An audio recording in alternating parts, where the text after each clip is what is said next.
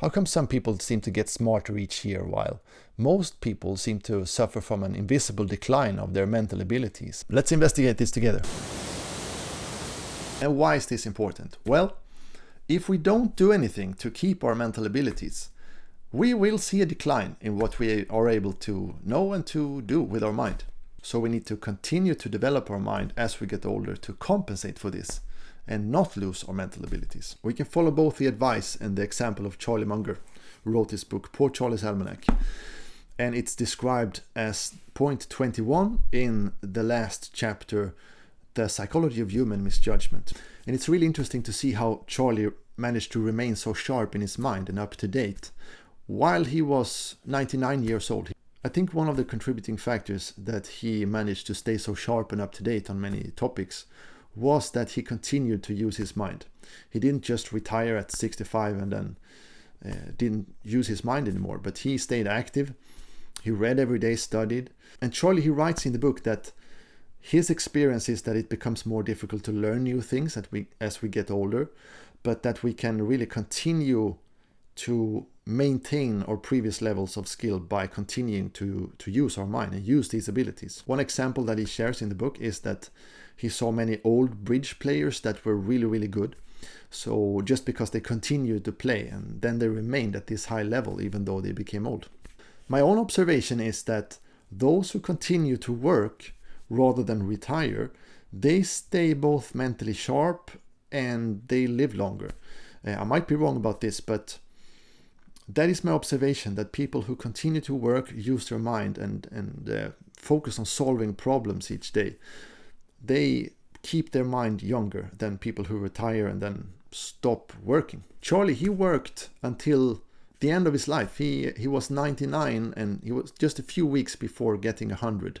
And he continued to be the vice chairman of Berkshire Hathaway, the investment company. He was also on the board of the newspaper Washington Post.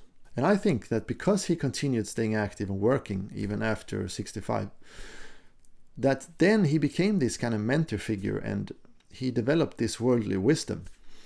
And many successful people saw him as someone to seek out wisdom from.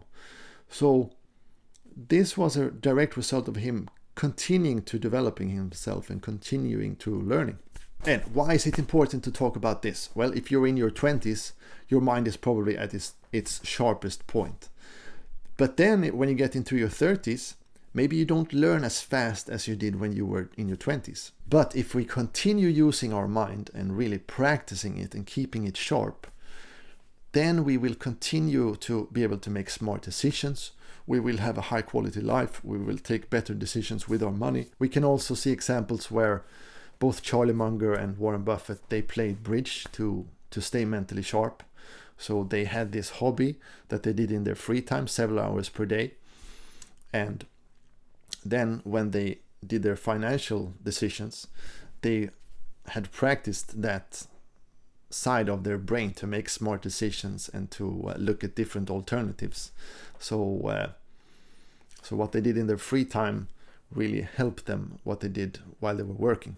So, and if we take this advice, it would make more sense to take a lot of time that previously has been spent on, for example, watching series or spending time on social media or things that doesn't lead anywhere, and putting all that time and energy into developing our mind, reading high quality books, for example, from people we want to emulate, or studying a new subject, or keeping our mind fresh by learning a new language or learning an instrument, for example. Chances are we will see much higher return on the investment while doing this than spending time on useless activities over here. Chances are also that if we continue to do this over a long period of time, like many years or decades, then our mind will be very sharp and we will be able to make better decisions and become a very influential person in our field. So thank you so much for watching today. If you enjoyed this video, send it to one friend who needs to continue to develop their mind. So have a lovely day and hope to see you soon.